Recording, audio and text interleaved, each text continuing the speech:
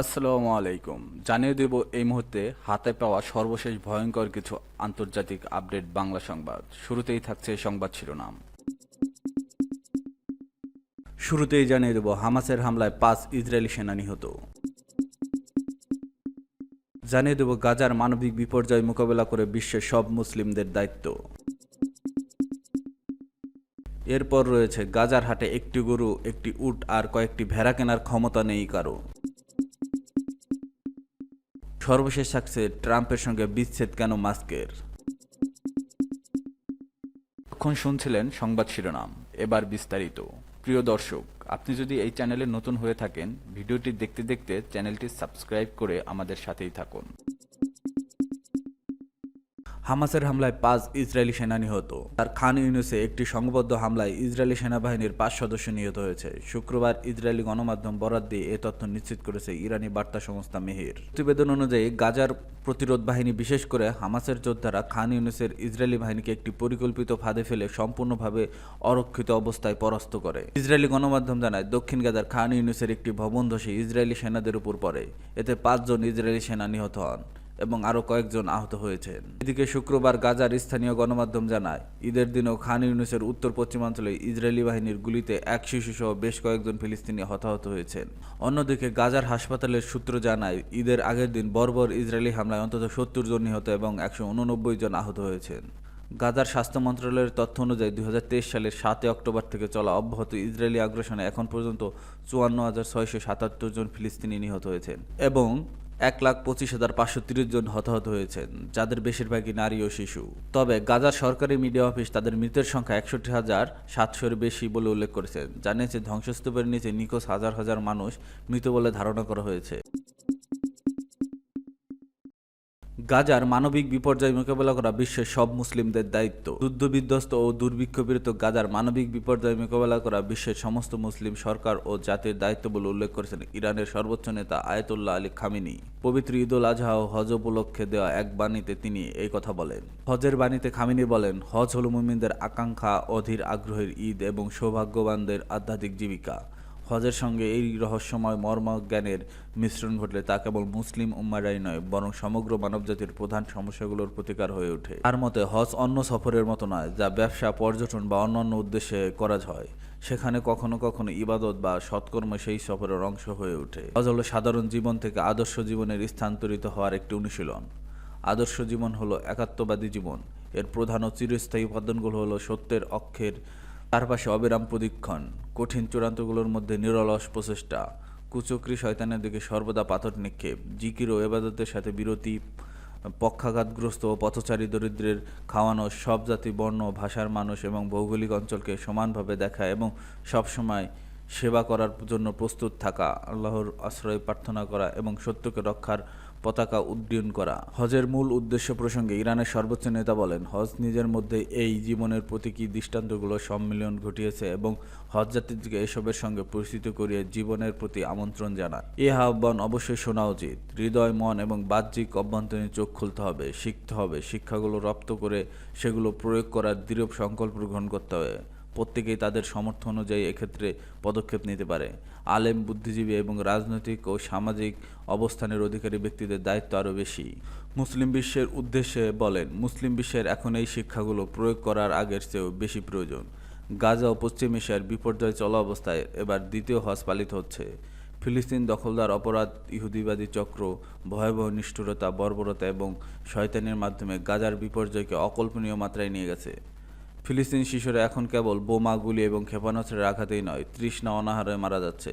প্রিয়জন তথা তরুণদের হারানো অথবা বাবা মা হারানো শোকসপ্ত পরিবার সংখ্যা দিন দিন বাড়ছে। এই মানবিক বিপর্যয়ের বিরুদ্ধে কারা রুখে দাঁড়াবে? নিঃসন্দেহে এই দায়িত্ব প্রথমেই মুসলিম সরকারগুলোর, আর জাতিগুলোর তাদের সরকারগুলোর কাছ থেকে এই পদক্ষেপের দাবিদার। মুসলিম সরকারগুলোর মধ্যে নানা ক্ষেত্রের মতবিরোধ থাকতেই পারে, কিন্তু এই মতবিরোধ গাজার ভয়াবহ বিপর্যয় এবং আজকের এই বিশ্বের সবচেয়ে মজলুম জনগোষ্ঠীর প্রতি সহযোগিতা করা থেকে তাদের বিরত রাখবে, এমনটি করা উচিত নয়। গাজার হাটে একটি গরু, একটি উট আর কয়েকটি ভেড়া কেনার ক্ষমতা নেই কারো। ঈদ উল আজহার প্রধান অনুষঙ্গ হলো পশু কোরবানি। মুসলিমরা এদিন সাধারণ ভেড়া, ছাগল, গরু কোরবানি দিয়ে থাকেন। যার কিছু অংশ গরিবদের মধ্যে বিলিয়ে দেন তারা।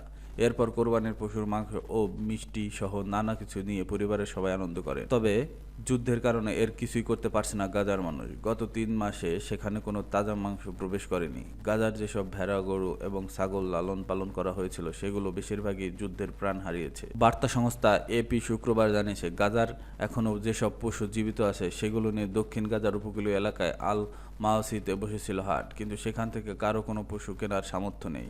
এই হাটে উঠেছে একটি গরু, একটি উট, কিছু ভেড়া আর ছাগল। এগুলো দেখতে কিছু মানুষ জড়ো হয়েছিল। শিশুরা পশুপালন দেখে আনন্দ করছে, কিন্তু কেউ কিছু কিনতে পারছে না। আব্দুল রহমান মাদি নামে এক বাবা বার্তা সংস্থা এপিকে বলেছেন, আমরা এমনকি রুটি কেনারও সামর্থ্য নেই, কোনো মাংস সবজি কেনার সামর্থ্য নেই। খান ইউনিস শহরের কিছু দোকানে শিশুদের খেলনা এবং অন্যান্য জিনিস উঠেছে, সঙ্গে আছে পুরনো কাপড়ও। যারা কেনার জন্য দাম জিজ্ঞাসা করছেন তারা দাম শুনলেই চলে যাচ্ছেন।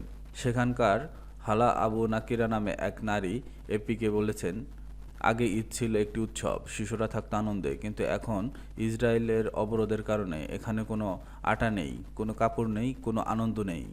তিনি বলেন, আমরা বাজারে যাই শুধুমাত্র আমাদের শিশুদের জন্য আটা কিনতে। আমরা প্রতিদিন কম দামে আটা খুঁজতে বের হই, কিন্তু আমাদের আটা কিনতে হয় অবিশ্বাস্য দামে। ট্রাম্পের সঙ্গে বিচ্ছেদ কেন মাস্কের? মার্কিন যুক্তরাষ্ট্রের প্রেসিডেন্ট ডোনাল্ড ট্রাম্প ও টেসলার প্রধান নির্বাহী ইলন মাস্কের মধ্যে একসময়ের ঘনিষ্ঠ সম্পর্ক হঠাৎ করে ভেঙে পড়েছে। দুজনের প্রকাশ্যে বাকযুদ্ধ এবং রাজনৈতিক সংঘর্ষ এই বিচ্ছেদের কারণ হলেও বিশ্লেষকদের দৃষ্টি আকর্ষণ করছে জেফ্রি ও এপস্টাইনকে ঘিরে থাকা ফাইল। সম্প্রতি এক্সে মাস্ক লিখেছেন, এবার সত্যিকারের বড় বোমা ফেলার সময় এসেছে। ট্রাম্প জেফ্রি এপস্টাইনারের ফাইলগুলোতে আছেন, এটাই আসল কারণ, এগুলো প্রকাশ করা হয়নি। এরপর তিনি আরও একটি পুরো ভিডিও প্রকাশ করেন যেখানে ট্রাম্প ও এপস্টাইনকে একসঙ্গে পার্টিতে দেখা যায়, যদিও এই পর্যন্ত মাস্ক এ বিষয়ে কোনো প্রত্যক্ষ প্রমাণ উপস্থাপন করেননি। প্রসঙ্গত, জেফ্রি এপস্টাইন ছিলেন একজন দণ্ডিত যৌন অপরাধী। তার বিরুদ্ধে নাবালিকাদের যৌন নিপীড়ন ও পাচারের অভিযোগ ছিল এবং তিনি বহু রাজনৈতিক ব্যবসায়ী ও তারকাদের সঙ্গে সম্পর্ক রাখতেন। গ্রেপ্তারের পর কারাগারে রহস্যজনকভাবে মারা যান তিনি। ডানপন্থী মহল দীর্ঘদিন ধরে দাবি করেছে এপস্টাইনকে ঘিরে থাকা গোপন নথি সরকার চেপে যাচ্ছে, কারণ এতে অনেক প্রভাবশালী নাম রয়েছে। এবার মাস্কের এই মন্তব্য সেই বিতর্ক নতুন মাত্রা যোগ করেছে। মাস্ক ও ট্রাম্পের দ্বন্দ্ব অনেক দিন ধরে জমছিল। বিশেষ করে ট্রাম্পের ওয়ান বিগ বিউটিফুল বিল নিয়ে মাস্কের প্রকাশ্য সমালোচনার পর সম্পর্ক খারাপ হতে থাকে। ট্রাম্প পাল্টা হুমকি দেন, মাস্কের সরকারি চুক্তি বাতিল করা হবে। এরপর টেসলার শেয়ার মূল্য পড়ে যায়। রাজনৈতিক অঙ্গনে শুরু হয় জল্পনা, এই বিচ্ছেদের পেছনে কি আরও গভীর কিছু আছে? ট্রাম্প তার ট্রুথ সোশ্যাল প্ল্যাটফর্মে লিখেছেন, সরকারি বাজেটের বিলিয়ন বিলিয়ন ডলার বাঁচানোর সহজ উপায় হলো ইলনের চুক্তিগুলো বাতিল করা। তবে একথার উত্তরে মাস্ক যে অ্যাপস্টাইনের প্রসঙ্গ টানলেন তা অনেকেরই চোখে চূড়ান্ত পাল্টাঘাত হিসেবে বিবেচিত হচ্ছে। হোয়াইট হাউসের প্রেস সেক্রেটারি ক্যারোলিন লেভিট পুরো ঘটনাকে দুঃখজনক বলেও বিশ্লেষকেরা মনে করছেন, একটি প্রযুক্তিকেন্দ্রিক ধনী শক্তি ও ট্রাম্পের ম্যাক আন্দোলনের মধ্যে মতাদর্শিক দ্বন্দ্বের বহিঃপ্রকাশ। মাস্কের মন্তব্য ট্রাম্পকে রাজনৈতিক ও নৈতিকভাবে চাপে ফেলতে পারে, বিশেষ করে যদি অ্যাপস্টাইনের ফাইল নিয়ে তদন্ত বা তথ্য ফাঁসের দাবি জোরালো হয়। এখন পর্যন্ত উঠছে, মাস্ক কি শুধু ব্যক্তিগত ক্ষোভ থেকেই এই অভিযোগ তুলছেন, নাকি সত্যিই কিছু অপ্রকাশিত তথ্য জানেন? এদিকে রিপাবলিকান দলের ভেতরে এই ইস্যুতে বিভক্তি স্পষ্ট। কেউ মাস্ককে দায়িত্ব জ্ঞানহীন বলেছেন, আবার কেউ ট্রাম্পের বিরুদ্ধে তদন্ত দাবি করছেন। বর্তমান ট্রাম্পের দল বিষয়টিকে ধামাচাপা দেওয়ার কৌশলে যাচ্ছেন বলে ধারণা করা হচ্ছে। তবে মাস্ক যদি ভবিষ্যতে অ্যাপস্টাইনের বিষয়ে আরও কিছু প্রকাশ করেন, তাহলে এই সম্পর্ক বিচ্ছেদের শুধু দুই ব্যক্তি নয়, যুক্তরাষ্ট্রের রাজনৈতিক ব্যবস্থার জন্য বড় অস্বস্তিকর কারণ হয়ে উঠতে পারে।